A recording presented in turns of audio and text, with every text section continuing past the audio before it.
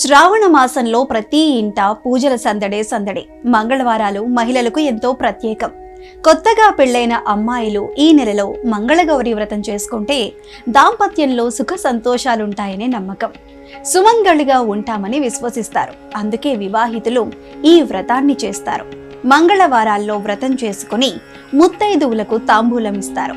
భక్తి శ్రద్ధలతో గౌరీదేవిని పూజిస్తారు. అష్టలక్ష్ముల్లో వరలక్ష్మీదేవికి ఓ ప్రత్యేకత ఉంది. మిగిలిన లక్ష్మీ పూజల కంటే వరలక్ష్మీ పూజ శ్రేష్టమని శాస్త్రాలు చెబుతున్నాయి. శ్రీ మహావిష్ణువుకి ఇష్టమైన, పైగా విష్ణువు జన్మ నక్షత్రమైన శ్రవణం పేరిట వచ్చే శ్రావణ మాసంలో వరలక్ష్మీ వ్రతాన్ని చేస్తే విశేష ఫలితాలు లభిస్తాయి. శ్రీకృష్ణుడు ద్రౌపదికి, నారదుడు సావిత్రీదేవికి ఉపదేశించిన వ్రతం ఇది.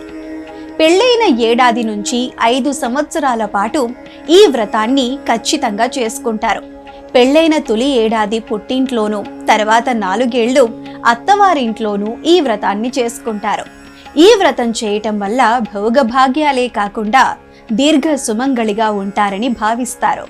వ్రత వాయినం ఎవరికి ఇవ్వాలనే సందేహం చాలా మందిలో ఉంది. అయితే తొలిసారిగా నోము చేసేవారు వారి పక్కనే తల్లిని ఉంచుకొని పూజ చేస్తే మంచిది. అలాగే తొలి వాయినాన్ని తల్లికి ఇస్తే ఇంకా మంచిది. తల్లి లేని పక్షంలో అత్తకి గాని ఇతర ముత్తైదువులకు గాని వాయినం ఇస్తారు. వ్రత నియమాలు నిష్ఠగా పాటిస్తే మనలో భక్తిభావం మరింత పెరగటానికి దోహదం చేస్తోంది.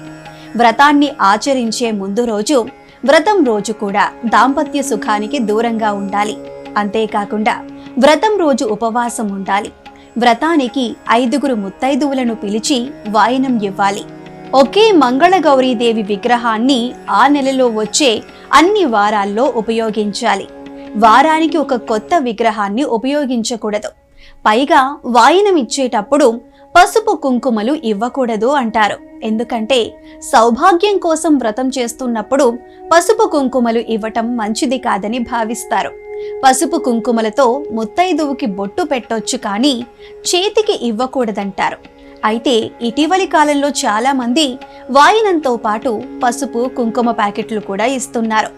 వ్రతం పూర్తయిన తరువాత, వినాయక చవితి తరువాత వినాయక నిమజ్జనంతో పాటు అమ్మవారిని నిమజ్జనం చెయ్యాలి. పూజకు గరిక, తంగేడు పూలు ఖచ్చితంగా ఉపయోగించాలి. పరమశివుడు కూడా మంగళగౌరిని ఆరాధించి త్రిపురాసుర సంహారం చేశారని ప్రతీతి. అందుకే మంగళగౌరి వ్రతం చేస్తే ఆ మాత ఆశీస్సులు దక్కుతాయని భక్తులు నమ్ముతారు.